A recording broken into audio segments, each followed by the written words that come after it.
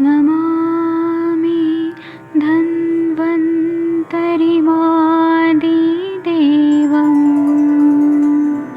सुरासुरैर्वन्दितपादपद्मम् लोके जरामृत्युनाशम्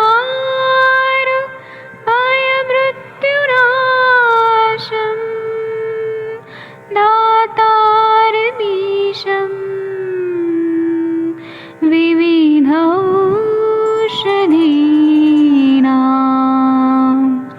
शङ्खं चक्रं जलौकां दधतं मृतघटं चारुतोर्भिश्चतुर्भिः सूक्ष्मस्वच्छादिरुद्यं शुकपरिविलसन्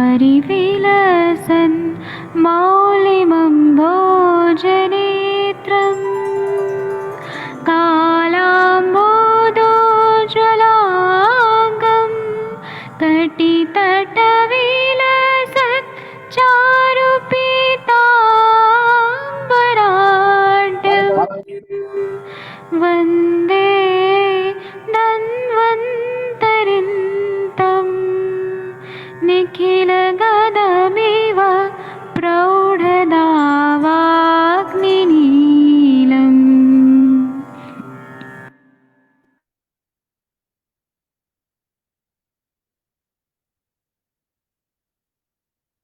प्रणाम सभी लोगों को। मैं वैद्य अरविंद पाठक आप सभी लोगों का स्वागत करता हूं।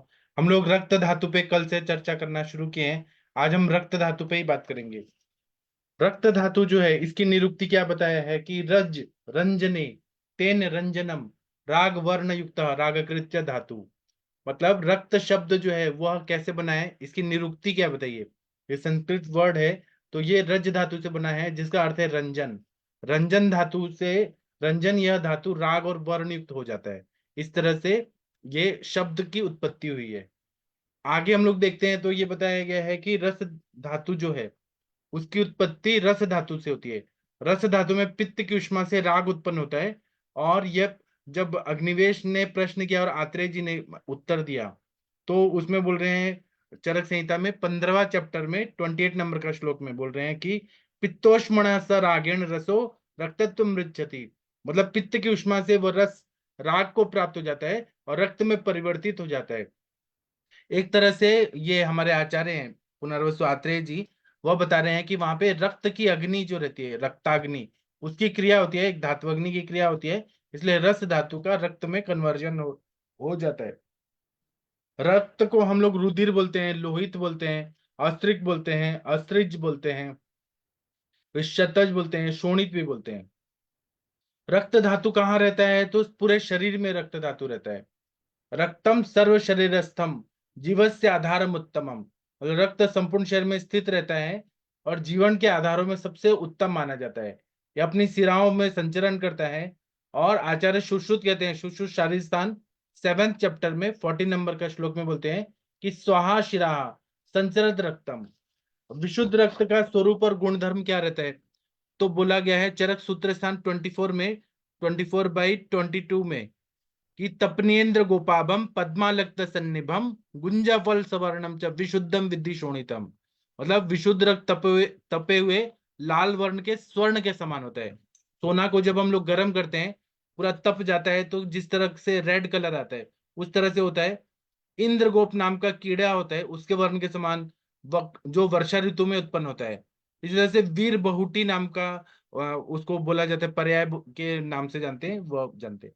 कमल के वर्ण के समान होता है। या आलता जो रहता है जो लाल वर्ण स्त्रियां लगाती हैं बंगाल में बिहार में, उस तरह का वो वर्ण का रहता है। या गुंजा फल के जैसा सदृश होता है।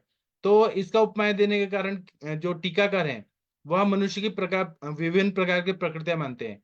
वात प्रधान वाले जो इंसान है उनका रक्त कैसा होगा तो इंद्रगोप के कारण इंद्रगोप के अरुण वर्ण जैसा होगा। पित्त प्रधान लोग का आलता जैसा होगा, अलक्तक जैसा। और कफ प्रधान वालों का पद्म सदृश, मतलब जैसे कमल होता है उस तरह से। और समदोष वाले जो हैं वो गुंजा फल सदृश होता है। और तपनेन्द्रिय मतलब अगर सोने को पूरा गर्म किया तो जैसा होता है वैसा रक्तवर्ण लिया गया है। इंद्रगोप कई वर्ण का होता है, यहाँ पे अरुण वर्ण जो है इंद्रगोप का वर्णन किया गया है। इसी तरह से आचार्य सुश्रुत ने कहा है कि इंद्र गोपम प्रतिकाशम सहतम विवर्णम च प्रकृतिस्थम जानियात। मतलब शुद्ध रक्त जो है इंद्र गोपक के समान लाल रंग का होता है। असहत मतलब बहुत ज्यादा गाढ़ा नहीं होता है, बहुत पतला नहीं होता है। अविवर्ण होता है मतलब उसका कलर नहीं होता है, मतलब वो कहीं पर भी विकृत नहीं होता है। उसी तरह से मधुरम लवणम किंचित शीतोष्णम सहतम पद्मेंद्र गोप हेम विष शश लोहित लोहितम। मतलब शुद्ध मधुर लवण और समशीतोष्ण रहता है, असंहत रहता है, लाल कमल जैसा रहता है, इंद्रगोप जैसा रहता है, सोना तपाया हुआ है वैसा रंग का रहता है, भेड़ का रक्त जैसा होता है, खरगोश के रक्त जैसा होता है। और अरुंधत जी बोलते हैं कि हेम मतलब सोना, और सहत मतलब द्रव फॉर्म में रहता है, ना लिक्विड बहुत रहेगा ना सॉलिड रहेगा। और हेमाद्री ने हेम का अर्थ मंजिष्ठा लिया है, तो मंजिष्ठा का जो कांड होता है, स्टेम होता है, उस तरह से ये रंग होता है। और इसका पांच भौतिकत्व हमने कल बात किया था। और रक्त जो है विस्त्र गंधी रहता है, आम की गंध वाला रहता है, द्रव युक्त रहता है, राग युक्त रहता है, स्पंदन युक्त रहता है और लघु होता है। रक्त का कार्य क्या है शरीर में? तो रक्तम वर्ण प्रसादम मांस पुष्टि जीवयति च। मतलब वर्ण का प्रसादन करना, मांस की पुष्टि करना। उनके क्षय वृद्धि से बहुत सारी व्याधियां हो जाती हैं। और ये सुश्रुत ने बोला है कि ये रक्त धातु अब सिरा सिराओं में संचरण करते हुए धातु की पूर्णता करता है, मतलब नरिशमेंट करता है। ये वर्ण अच्छा करता है, कॉम्प्लेक्शन अच्छा लाता है। और संदेह स्पर्श ज्ञान करता है, मतलब डेफिनेट परसेप्शन ऑफ टच इसमें सहायता करता है। और वर्ण प्रसादन, मांस पुष्टि, जीवन कार्य, धातु की क्षय वृद्धि, ये सारा चीज रक्त व स्त्रोतस में होता है, और रक्त ही सब काम करता है। उसी तरह से विधि शोणित अध्याय में बताया है कि जो लोग देश काल ओक साथ में आहार विहार से शरीर के शुद्ध मतलब उसको अच्छे से पालन करते हैं, देश के हिसाब से, काल के हिसाब से, ओक साथ में से, तो उनका शुद्ध रक्त निर्माण होता है। और शुद्ध रक्त अगर रहेगा तो अच्छा बल, वर्ण, सुख और दीर्घायु की प्राप्ति होती है। और जब प्रीणम जीवनम लेपो स्नेह धारण पूर्ण है, जब वाग्भट जी बोलते हैं, तो इसका मतलब ये है कि रक्त जो है वह बहुत अच्छा जीवन कार्य करता है। इसी के साथ में जीवन कार्य, मांस पुष्टि, धातु पूरण, वर्ण प्रसादन, स्पर्श ज्ञान, दीर्घायु को देना, बल प्राप्ति करना, सुख प्राप्ति करना, कंडरा और सिराओं की उत्पत्ति करना, ऐसा बताया। और मल रूपी पित्त का निर्माण करना, ये रक्त के कार्य बताए हैं। और बताया है कि कंडरा सिरा रक्त की उपधातुएं हैं, कंडरा और सिरा, ऐसा बताया गया है। रक्त का प्रमाण कितना बताया है? तो अंजलि प्रमाण। दोनों हाथ जोड़ के हम लोग जितना पानी ले सकते हैं उतना एक अंजलि होता है, इसे 8 अंजलि की तरह ये बताया गया है। इसी तरह से इसमें बोला है कि इसमें विस्त्र गुंद रहता है, मतलब वह पृथ्वी तत्व प्रधान है। विस्त्र गंध रहता है। द्रवता रहता है, वो जल तत्व प्रधान है। राग रहता है, मतलब वो उसमें उष्मा रहती है, मतलब वो अग्नि तत्व प्रधान है। स्पंदन रहता है, मतलब वायु तत्व प्रधान है। और लघु होता है, इसका मतलब है आकाश तत्व प्रधान है। इसका रक्तव स्त्रोतस जो है, रक्तव स्त्रोतस क्या बताया? शोणित वाहनम स्त्रोतसाम यकृत मूलम प्लीहा च। यकृत और प्लीहा को रक्तव स्त्रोतस का मूल स्थान बताया गया है। और सुश्रुताचार्य जी ने क्या बताया है कि यकृत प्लीहा और रक्तवाहिनी धमनियां, ऐसा बताया गया है। और इसमें अगर विद्ध हो जाता है या फिर आघात हो जाता है तो श्यामांगता होती है, या फिर इसमें ज्वर होता है, दाह होता है, पांडुता, ये लक्षण हो जाता है। रक्त नेत्रता भी हो जाती है, रक्त का अधि निकलना भी हो जाता है। और चरकाचार्य जी ने रक्त वह स्त्रोतस की दुष्टि के कारण बताए हैं। विदाही अन्न पानानि स्निग्धोष्णानि द्रवाणी च रक्तवाहिनी दुष्यंती भजतम चातपानलो। मतलब अगर जो लोग विदाही अन्न खाते हैं, जैसे कि अगर राजी का खाएंगे, सरसों बहुत ज्यादा खाएंगे, तिल पर नहीं खाएंगे, तो उससे दाह उत्पन्न होता है। जो पेय पदार्थ लिक्विड फॉर्म में वो डाइट लेते हैं उनको होता है। या फिर जो स्निग्ध और उष्ण आहार अति सेवन करते हैं, धूप का सेवन करते हैं, अग्नि का सेवन करते हैं, उनके रक्तव स्त्रोतस की दुष्टि हो जाती है। रक्तव स्त्रोतस की दुष्टि ज्वर की वजह से भी होती है। अगर विषम ज्वर में सतत ज्वर कंटिन्यू है तो वो ब्लड कैंसर के रूप में हमें पता चल जाता है। इसी तरह से स्त्रोत दुष्टि के लक्षण क्या बताएं? ताने व्यथासम प्रदुष्टाम धातु स्त्रोतसाम कुष्ठ विसर्प पीड़िका वगैरह बताया। जैसे कुष्ठ होता है, विसर्प होता है, पीड़िका, रक्त पित्त, रक्त प्रदर, मेढ्रपाक, प्लीहा, प्लीहा रोग, गुल्म, विद्रधि, कामला, व्यंग, पिपलू, तिलकालक, दद्रु, श्वित्र, फिर पामा, फिर कोट, रक्तमंडल, गुदपाक, मुखपाक, ये सब रक्त प्रदोषज व्याधियां बताई हैं। और इसमें शावांगता होता है, ज्वर होता है, दाह होता है, पांडुता होती है, श्रोणित आगमन होता है, रक्त नेत्रता, ज्वर, ये सब, और कामला व्याधि भी बताइए। कामला व्याधि महर्षि चरक ने बताई है। इसी तरह से सुश्रुताचार्य जी ने रक्तवत स्रोतस के विद्ध होने से क्या बताया, तो उन्होंने बोला है कि मतलब त्वचा विकार होते हैं, रक्त पित्त, रक्त प्रदाह, मुख पाक, गुद पाक, ये सब हो जाते हैं। और श्यामंगता, पांडुता, शोणित गमन, रक्त नेत्रता हो जाते हैं। और सुश्रुताचार्य ने रक्त वाहिनी धमनियां भी बताई हैं मूल स्थान में। चरक बोलते हैं यकृत प्लीहा, लेकिन सुश्रुत बोलते हैं रक्त वाहिनी धमनियां भी। और शारंगधर संहिता देखेंगे तो उसमें रक्तवत स्रोत का मूल स्थान कंठ बताया है। तो हमारे जमदग्नि सर ने उसके हिसाब से बहुत सारी दवाइयां बनाई है, उस पर हम लोग बाद में चर्चा करेंगे। तो रक्तवत स्रोतस की दुष्टि की चिकित्सा में बताया है, विधि शोणित अध्याय में बताया है कि कुर्यात शोणित रोगेशु रक्त पित्त हरिम क्रियाम विरेकम उपवासम च श्रावणम शोणितस्य च। मतलब इसमें बोल रहे हैं कि जिसका रक्तवत स्रोतस दुष्ट हो गया है, उसको रक्त पित्त की चिकित्सा करिए, विरेचन करिए, उपवास करिए, रक्त को निकालिए, इससे रक्त मोक्षण करिए, इससे रक्तवत स्रोतस की दुष्टि सब पूरी तरह से ठीक हो जाता है। अब हम आगे और भी पढ़ेंगे रक्त धातु की उत्पत्ति वगैरह। मैं चाहता हूं कि आप लोग ने क्या पढ़ाई किया है आप लोग डिस्कस करिए, फिर मैं बाद में आगे अपना भी पॉइंट बताऊंगा। एक बार अनम्यूट करिए अखिलेश तिवारी जी, महेंद्र सर, आप लोग ने रक्त व स्रोतस या रक्त धातु पे कुछ पढ़ा है? अगर पढ़ा है तो अनम्यूट करके देखिए क्या बोल सकते हैं आप लोग। सूरज जी, हाँ, जी अखिलेश। सर, प्रणाम सर, सभी को मेरा सादर प्रणाम। बहुत ही बढ़िया है सर। हम तो कहेंगे कि सभी धातुएं पर इस तरह से चर्चा होनी चाहिए, हाँ तो हमारा कंसेप्ट क्लियर होता है। कुछ चीजें हैं जो चिकित्सा में कर रहे हैं, पढ़ाई किए थे, लेकिन वो चीज को अगर इस तरह से पढ़ाई करते हैं तो वो और कॉन्फिडेंस लेवल बढ़ता है हमारा। तो अक्सरहा हमको रक्त को ज्यादा प्रत्यक्ष रूप से देखने का मिलता है जब हम ब्लड लेटिंग वगैरह जब कहीं करते हैं, तो वहां पर देखते ही है कि जो लोग को बात की दृष्टि होती है उसका ब्लैकिश कलर का आएगा, और जब निकलता है तो बबल्स उसमें ज्यादा आता है। जिसमें अगर कफ की वृद्धि रहती है उनका लसलसापन टाइप का होता है ज्यादा, मतलब विस्कोसिटी लगता है कि ज्यादा है। तो ये हम समझते हैं कि हमारा जो रक्त है वो दूषित रक्त है, मतलब कि उसमें आम ज्यादा है। और एक और जो हम लोग अपने चिकित्सा में अक्सर प्रयोग करते ही है कि अगर किसी को पित्त की दृष्टि है, तो हम ये मान के चलते हैं कि रक्त और पित्त का रक्त की मतलब पित्त बढ़ा है, इसका मतलब कि रक्त का जब मल है वो, तो रक्त को अगर हम प्रसाधन करने वाले, रक्त को शोधन करने वाले अगर मेडिसिन देते हैं और उसका विरेचन कराते हैं, तो विरेचन कराने का मतलब पित्त का शमन करते हैं, लेकिन उससे रक्त की भी जो है प्यूरिटी बढ़ जाती है, शुद्धता बढ़ती है। और इसका जो कार्य है वो तो बहुत ही कार्य है, मतलब जितने भी धातु है इसको अगर बोला जाए कि ये बेस धातु है, क्योंकि दूसरे धातु का जो पोषण हो रहा है वो सबका इसी से ही होता है। तो वर्ण का प्रसाधन करना, मांस की पुष्टि करना, संवहन जो सबसे इम्पोर्टेंट है, ट्रांसपोर्टेशन का काम करता है। हम भले ही न्यूट्रिशनल फूड लेते हैं, लेकिन जब अगर ब्लड की मात्रा कम है तो हर सेल तक जो पहुंचाने का काम करता है। अगर मॉडर्न कंसेप्ट से थोड़ा देखते हैं तो इसमें जो ब्लड है, ऑक्सीजनेटेड ब्लड भी ले जाता है, डीऑक्सीजनेटेड ब्लड भी लाता है। अगर ब्लड नहीं है, कम मात्रा में है हमारे शरीर में, तो भी दिक्कत है। अगर अधिक है उससे भी दिक्कत हो जाती है। विस्कोसिटी अगर बढ़ गई है फिर भी दिक्कत है। इसका वॉल्यूम अगर कम है या ज्यादा है उससे भी है।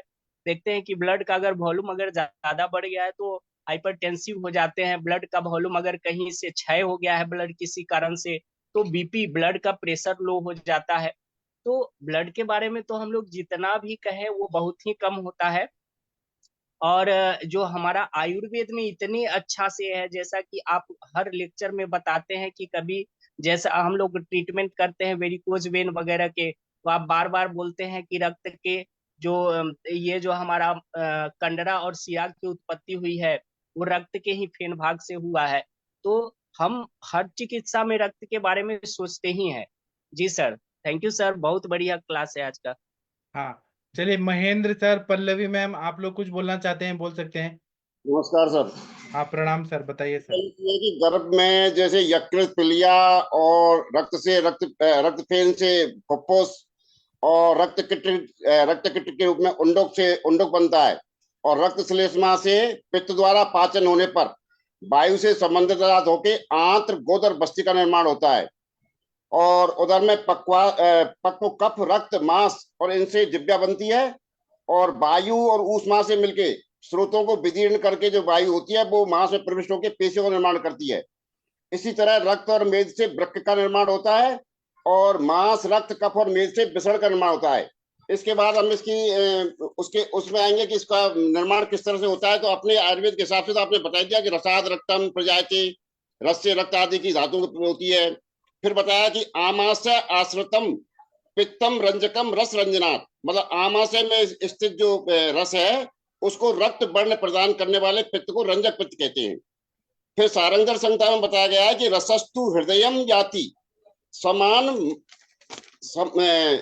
समान मारुते रंजते पाचते तस्य पित्तेन याति रक्तताम, यानी आहार रस जो है वो समान वायु द्वारा प्रेरित होकर यकृत मार्ग से हृदय में जाता है और रंजक पित्त से रंजित होने के कारण इसको हम रक्त कहते हैं।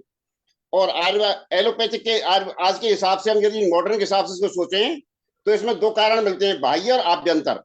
तो बाह्य कारण तो अपना जो अपन लोह कारण वगैरह जो भोजन वगैरह लेते हैं अपने चारों प्रकार का हो गया, और आभ्यंतर कारण हो गया जो अपने रंजक पित्त वगैरह है, आमाशय में है, यकृत से निकलता है जो रंजक पित्त है, और मज्जागत पदार्थ जो है जिसको हम बोन मेरो कहते हैं उसका निर्माण इसमें आरबीसी वगैरह का होता है।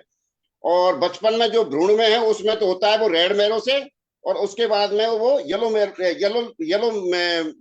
हो जाती है वो मज्जा।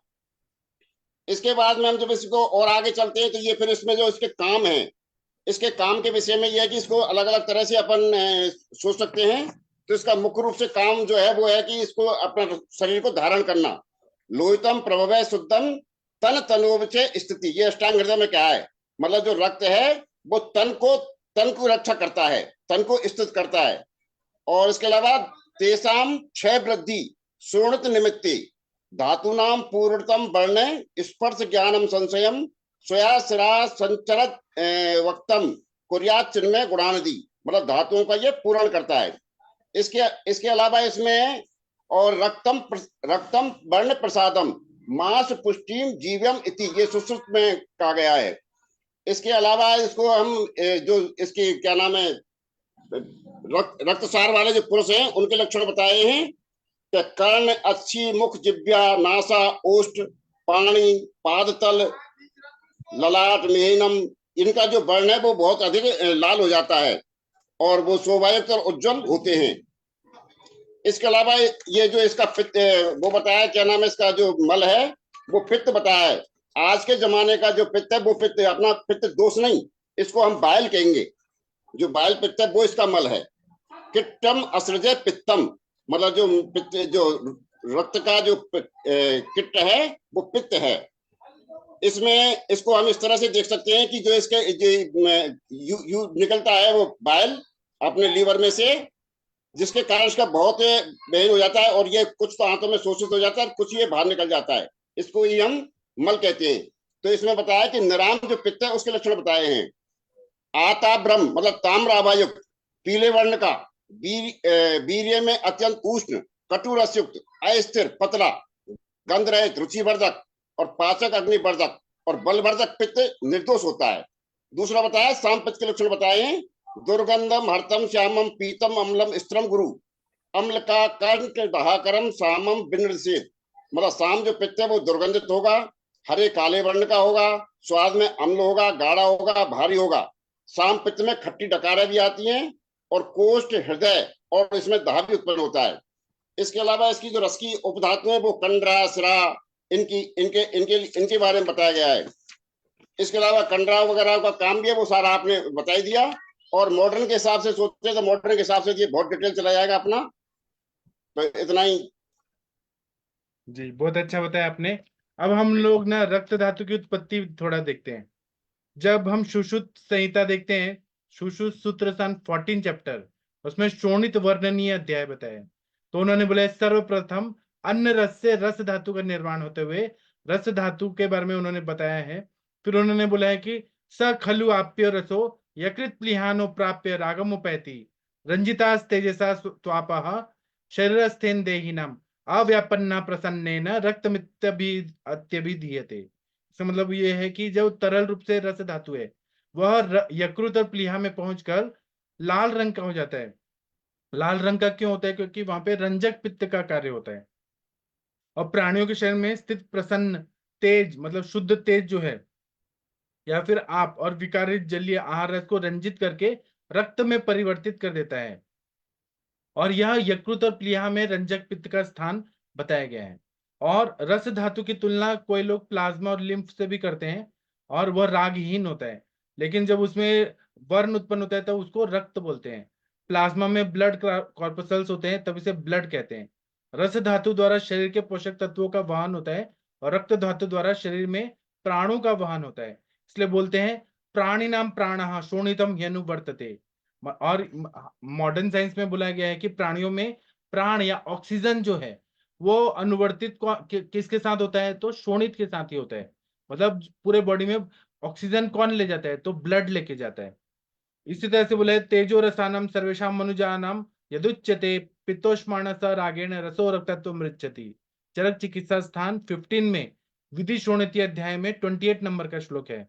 इसमें बोल रहे हैं कि मनुष्य के शरीर में जो रसों का तेज भाग है वह पित्त की उष्मा से रंजित होकर रक्त रूप में परिवर्तित हो जाता है।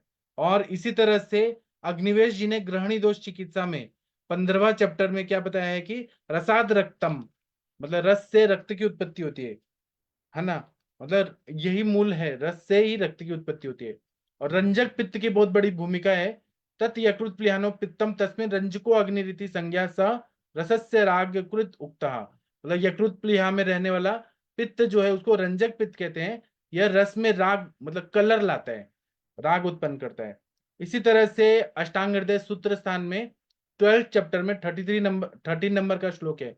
इसमें बोल रहे हैं कि आमाशयाशयम पित्तम रंजकम रस रंजनात्। मतलब रंजक पित्त का स्थान अष्टांग हृदयकार ने आमाशय में बताया है। और यह रस का रंजन करने के कारण रंजक पित्त कहा जाता है। पित्त दोष का वर्णन करते हुए रंजक पित्त में हमने देखा है कि गैस्ट्रिक ग्लैंड से बनने वाला इंट्रिंसिक कासल फैक्टर जो है, जो आरबीसी की मैच्योरेशन के लिए विटामिन B12 और शरीर में एब्सॉर्प्शन करवाता है, वही रंजक पित्त है। ऐसा मॉडर्न व्यू से हम लोग रंजक पित्त को समझ सकते हैं।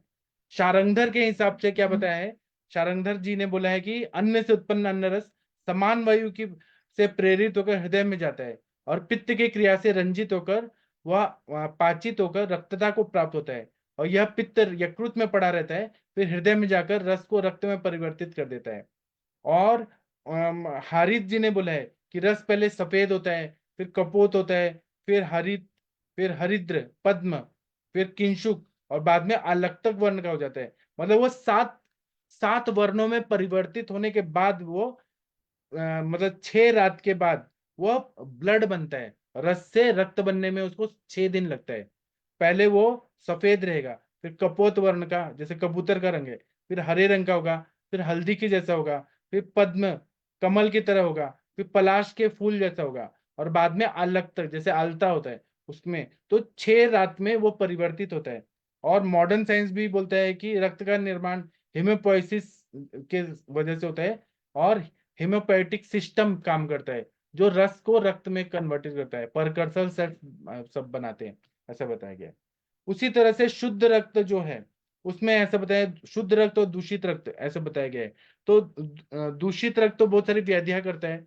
और दूसरा ये है कि दूषित रक्त कैसा रहेगा, तो वह अगर जो लोग बहुत ज्यादा मद्यपान करते हैं, उष्ण तीक्ष्ण मद्य पीते हैं, तिल लवण क्षार अम्ल कटु रस का सेवन ज्यादा करते हैं, कुल्थी का सेवन करते हैं, निष्पाव का सेम का सेवन करते हैं, उड़द का सेवन करते हैं, मूली बहुत ज्यादा खाते हैं और ग्रीन लीफी वेजिटेबल बहुत ज्यादा खाते हैं, पशु पक्षियों के मांस बहुत ज्यादा खाते हैं, दही सुबह शाम दोपहर रात हर सीजन में खाते हैं, दही के ऊपर का पानी पीते हैं, मंदक दही कच्चा दही पीते हैं, उसी तरह से शुक्त लेते हैं, सुरा सौविर विरुद्ध अन्न खाते हैं और पुती सड़े हुए चीजें खाते हैं।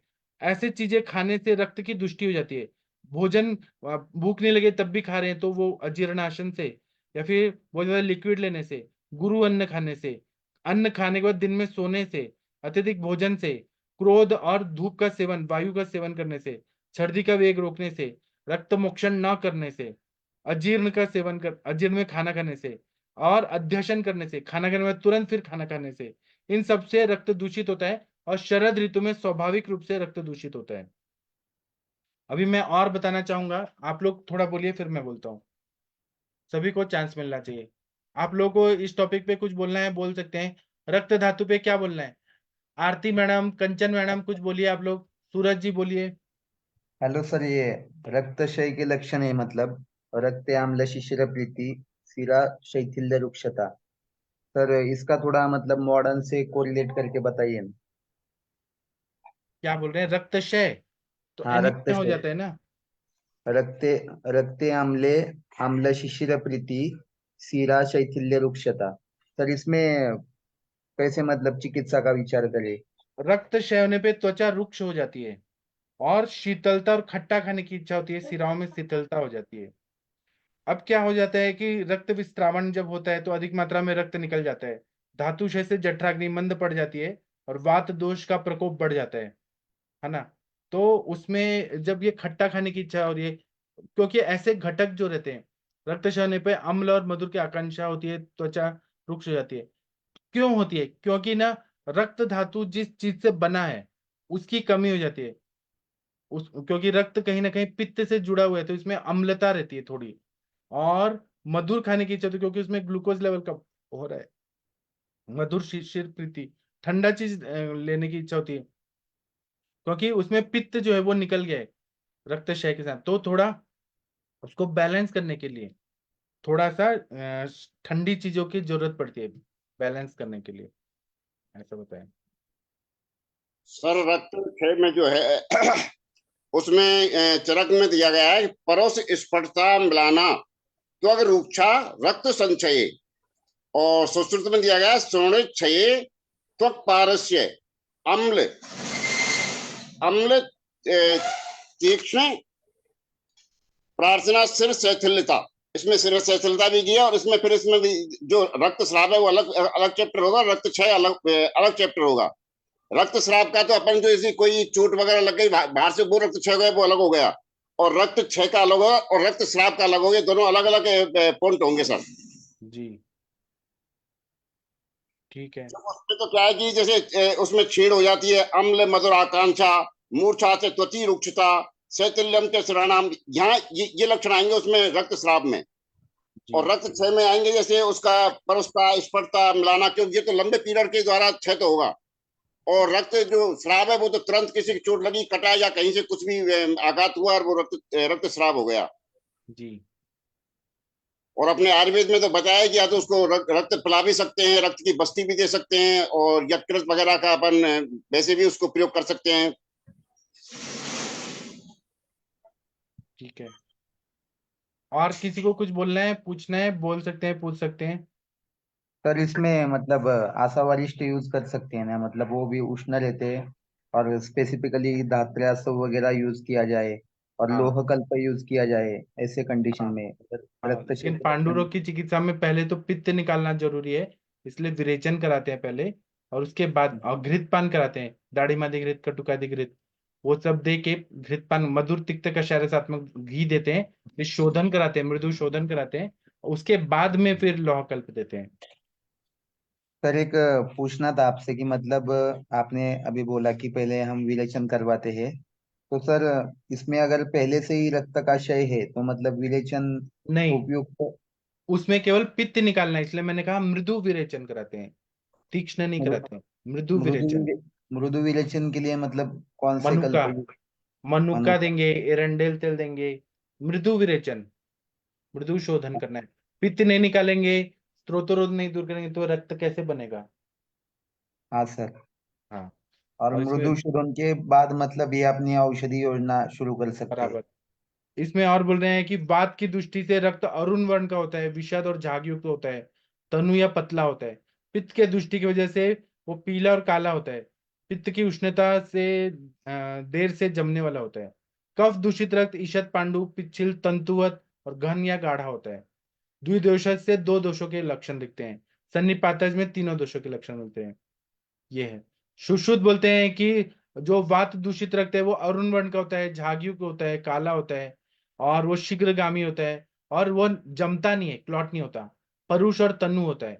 पित्त दूषित रक्त है वो नीला, पीला, हरा, श्याव रंग का होगा, विस्त्रगंधी होगा। चींटियों और मक्खियों को अगर दे दिया तो उनको पसंद नहीं आएगा।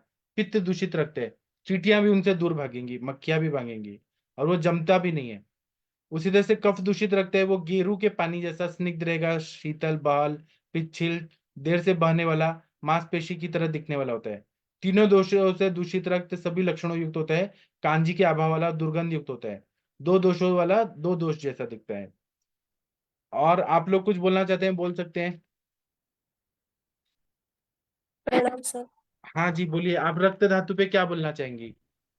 सर एक्चुअली रक्त तो जीवन ही है। अगर ये मतलब हमारे बॉडी से अगर कोई एक्सीडेंटल कंडीशन में ये बहुत ज्यादा निकल जाए तो सडन डेथ भी हो सकती है।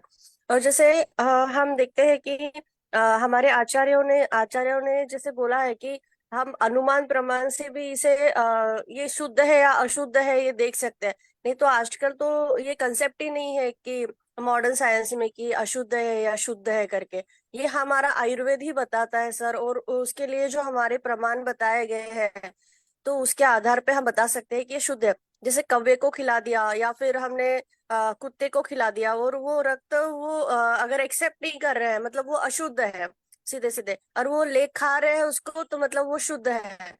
मतलब इतना सुंदर वर्णन दिया है रक्त का। और रक्त ऐसा है, धातु है एक, कि जो रस और रक्त ये दोनों ही संचार करते हैं, बाकी धातुएं बिल्कुल भी बॉडी में संचार नहीं करती है।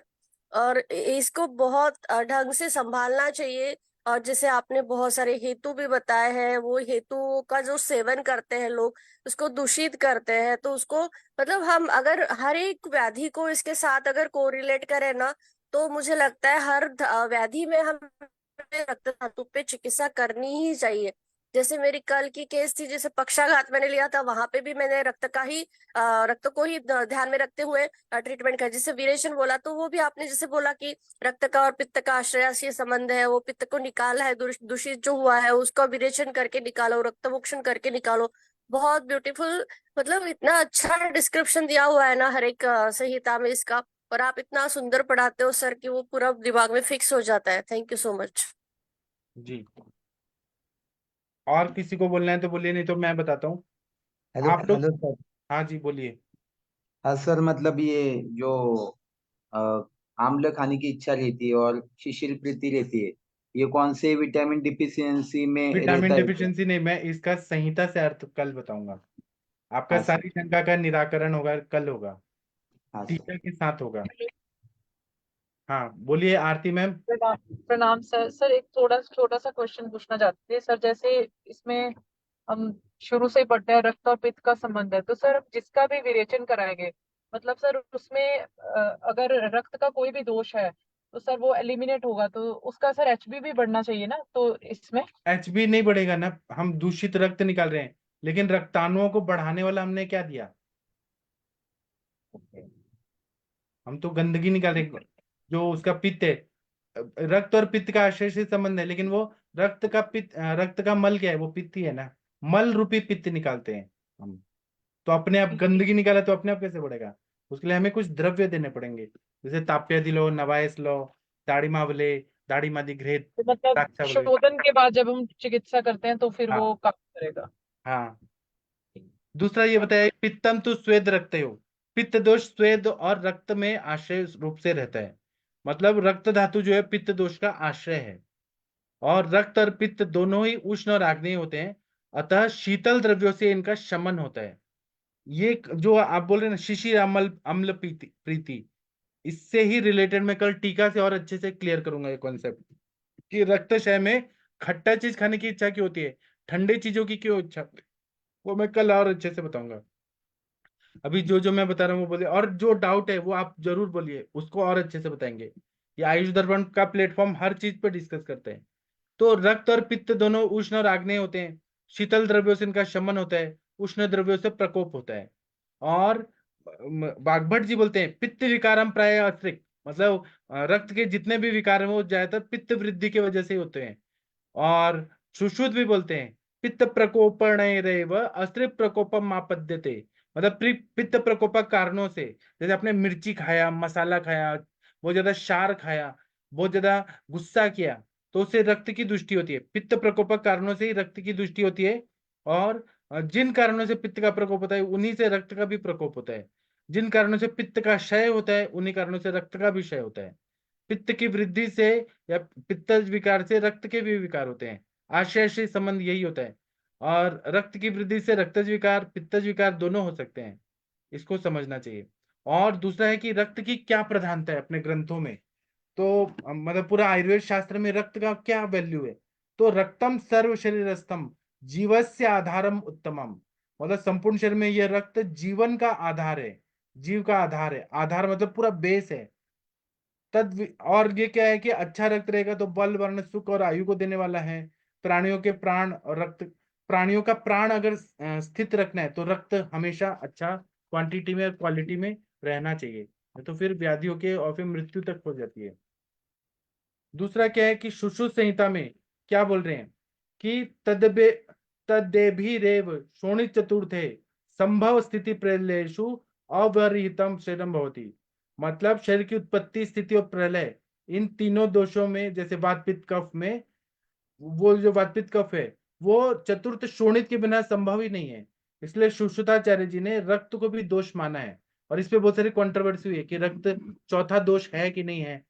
फिर बाद में फिर ग्रंथकारों ने उसको स्पष्ट किया है कि सुश्रुताचार्य जी ने भी बाद में माना है कि रक्त दोष नहीं है, वो दुष्य ही है। लेकिन रक्त की महानता बताने के लिए, क्योंकि वो सर्जन थे, रक्त को महान बताने के लिए वो बोलते हैं कि ये दोष जैसा प्रधान है, लेकिन वो दोष नहीं हो सकता। रक्त वो धातु ही है या दुष्य ही है। दूसरा, आप लोग कुछ और बोलना चाहते हैं, बोलिए। और वो दोष क्यों नहीं है, धातु क्यों है, दोष और धातु में क्या डिफरेंस है, दुष्य में क्या डिफरेंस है, ये हम कल बात करेंगे। हाँ, आप लोग कुछ बोलना चाहते हैं? अभय सर, रक्त के कोई बीमारियों में आपका इलाज, कोई, कंचन मैम आपने कोई रक्त की बीमारियों पे कोई इलाज किया है, थैलीसीमिया या फिर पांडु रोग, एनीमिया, कुछ जी बोलिए आप। सर। जी। ये बहुत मैंने बोला, अभी भी बोला कि बहुत सारे हम अगर व्याधि देखें तो उसको रक्त से कोरिलेट करना है, तो हमें मुझे मुझे लगता है मैं हर एक व्याधि में रक्त की चिकित्सा करती हूँ, हाँ, हर क्या एक कर, व्याधि में। कैसे कैसे? जैसे अभी जैसे पांडु है तो उसमें भी हम रक्त पे ही चिकित्सा करते हैं। जैसे वहां पे हम काशी भस्म है, स्वर्णवाक्षिक भस्म है, ताप्यादि लोह है, हम लोहा सौ भी देते हैं, क्योंकि वहां पे पित्त दोष बढ़ा हुआ है, तो वहां की जो पित्त की उष्णता है वो रक्त को भी वहां पे गर्म कर, मतलब उसकी उष्णता भी बढ़ जाती है। मतलब दोनों को एक दूसरे के ऊपर डिपेंडेंट है वो, तो हमें दोनों को सोच के ही ट्रीटमेंट करनी पड़ती है। जैसे मैं अगर रक्त को शुद्ध करने के लिए कुछ ट्रीटमेंट दे रही हूँ तो मैं ऑटोमेटिकली पित्त को भी शमन कर रही हूँ। तो फिर इस हिसाब से अगर मैं पांडु रोग में है या फिर जैसे कामला है, तो इसमें यही कल्प, जैसे ताप्यादिलो है, दाढ़ी मासव है, या फिर दाढ़ी मास्टक है, ऐसे ये जो ट्रीटमेंट दी जाती है तो मंडूर भस्म है, इसके लिए बहुत सारे कल्प है कि हम यहाँ पे यूज कर सकते हैं। और पक्षाघात की भी ट्रीटमेंट हम अगर देखें तो रक्त दोष को देख के ही हमको ट्रीटमेंट करनी पड़ती है। वहां पे भी मतलब मैं विरेचन तो दे रही हूँ, पर फिर भी मुझे वहां की जो जैसे कि रक्त धमनियां फट गई है ब्रेन में, तो उसको भी मुझे उसको रिजनरेट करना है, तो मैं मुझे वहां पे ताप्यदिल होकर ही विचार करना पड़ता है। जैसे कि कोई पीसीओडी का पेशेंट है, वहां पे उसको बहुत ज्यादा सीवियर ब्लीडिंग हो रही है, तो वहां पे भी मुझे रक्त धातु को बचाना ही पड़ता है। मतलब मुझे कई बार उसको बहुत बार संबंध करके वहां पे रोक के, क्योंकि फिर फीमेल्स में बहुत कम एज भी हो जाता है, तो वहां पे बहुत सारे कॉम्प्लिकेशन होते हैं। बहुत बार हम जो देखते हैं कि सर्जरी भी करते हैं, तो सबसे पहले अगर पेशेंट को अगर सर्जरी करने लेना भी है तो पेशेंट का पूरा इन्वेस्टिगेशन कराया जाता है। वहां पे अगर एच बी कम हुआ तो सीधे पेशेंट को पहले ब्लड चढ़ाते हैं, फिर सर्जरी के लिए लिया जाता है। मतलब रक्त धातु का इतना संबंध है हर एक चीज में, अगर हम देखेंगे तो मुझे लगता है कि सबसे पहले उस पे अगर ब्लड शुगर लेवल भी बढ़ा है तो उनको लगता है कि नहीं चलो हम उसको इंसुलिन देके हम कराएंगे, पर सर्जरी करते समय भी वो रक्त धातु को पहले पहले मतलब सोचते हैं। उसको कम है तो उसको बढ़ाओ फिर सर्जरी करो, फिर सर्जरी करते समय भी उसका ही ज्यादा ध्यान रखा जाता है कि रक्त कम ना हो। अगर कम हो रहा है तो फिर से ट्रांसफ्यूजन चढ़ाओ। मतलब तो रक्त को अगर हम हर एक व्याधि में देखेंगे तो बहुत महत्व है सर। जी सर। जी, तो महेंद्र सर, आप कुछ बोलना चाहेंगे रक्त धातु पे, कुछ व्याधि से रिलेटेड कुछ बोलना चाहते हैं, बोल सकते हैं। रक्त मोक्षण कब कराते हैं, कुछ बताइए। जो बोलना है, किसी को भी बोलना है बोल सकते हैं इस टॉपिक पे। एक डॉक्टर वैशाली मैडम आई है, हाँ बोलिए। रक्त मोक्षण है, श्रावेद है, उसमें अपन श्रावेद तो सबके कराते हैं। देखो एलर्जी के लिए अपन करवाते हैं, सिर दर्द के लिए करवाते हैं, और पेन के लिए करते हैं। बात रोगों में भी बात रोग जितने हैं उसमें सब में करते हैं। यदि घुटने में दर्द है उसके भी करते हैं। एड़ी में दर्द हो उसके लिए अपन विद्ध कर्म करते हैं। कमर में दर्द हो उसके लिए विद्ध कर्म करते हैं। और साथ में, क्योंकि ये एक छोटा रूप रक्त मोक्षण का ही मान लो आप, विद्ध कर्म जो है वो सारे उन्हीं के लिए बताया है। जहां जहां से अपन रक्त मोक्षण करते हैं जिस जिस तरह से, वहीं अपन विद्ध कर्म करते हैं। तो इसमें तो कोई अब ये मतलब उसमें ब्लड भी कम निकलता है और रिजल्ट भी अच्छा मिलता है। तो विद्ध कर्म इसीलिए ज्यादा फेमस हो रहा है, विद्ध का रिजल्ट भी है। मेरे तो खुद का अनुभव है, एक एलर्जी का पेशेंट था, उसको मैंने आंखों के दोनों साइडों में और नाक के सामने के हिस्सा पे, ये 3 जगह उसका विद्ध कर्म किया, और उसको मैंने करीब 15 दिन में उसको आराम मिल गया। सिटिंग 7-7 दिन में सिटिंग की थी उसकी, और उसी से आराम मिल गया। तो कई ये विद्ध कर्म का अपना कई अच्छा रिजल्ट है इस चीजों में। जी, बहुत अच्छा बताया आपने। डॉक्टर पल्लवी मैम, आप कुछ बोलना चाहेंगी इस टॉपिक पर? रक्त धातु पे कुछ बोलना है तो बोल सकते हैं। वीना मैम, कुछ बोलना चाहती हैं आप? नहीं। तो अभी हम थोड़ा रुकते हैं, अब हम कल रक्त धातु पे और बात करेंगे। और जो 2-3 शंका आई थी उसका भी निराकरण करेंगे, उसको मैं अच्छे से स्पष्ट करूंगा कि रक्त क्षय में अम्ल और शिशिर प्रीति क्यों होती है। उसके लिए मुझे 1 घंटा चाहिए टाइम, कल मैं बताऊंगा उसको। और दूसरा हम लोग ये भी करेंगे कि रक्त और पित्त की व्याधियां कैसे समान होती हैं और कैसे हम चिकित्सा करते हैं वो भी बताएंगे। बहुत सारी व्याधियों पे चर्चा करेंगे। अभी रक्त का सीरीज चलने दीजिए, ऐसे हम शुक्र पे भी लेंगे सीरीज, हम मस्ती पे भी करेंगे, हर धातु पे हम लोग डिस्कस करते जाएंगे। ठीक है? तो अभी आज बहुत हो गया पढ़ाई, अभी थोड़ा ब्रेक लेते हैं। थैंक यू, प्रणाम सभी लोगों को। फिर 9 बजे मिलते हैं। Thank you.